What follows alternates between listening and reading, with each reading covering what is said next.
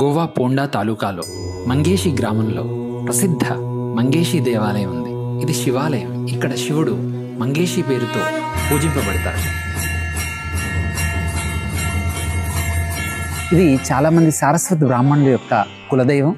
ఈ దేవాలయానికి కూడా సుమారుగా 450 ఏళ్ల చరిత్ర ఉంది. ఇది కూడా పోర్చుగీస్ దాడుల వల్ల కోర్తలీం నుండి మంగేషి గ్రామానికి మార్చబడింది. ఇది ప్రఖ్యాత గాయని లతా మంగేష్కర్ కుటుంబ కులదైవం కూడా. ప్రధానమైన దేవాలయంలో శివుడిని మంగేషి రూపంలో పూజిస్తారు. ఇక్కడ పార్వతి మరియు వినాయకుడి ఆలయాలు కూడా ఉన్నాయి.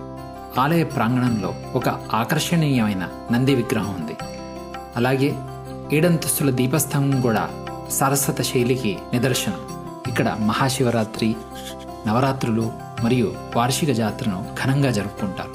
మాఘమాసంలో జరిగే ఈ జాతర సుమారు వారం రోజుల పాటు కొనసాగి వేలాది భక్తుల్ని ఆకర్షిస్తుంది.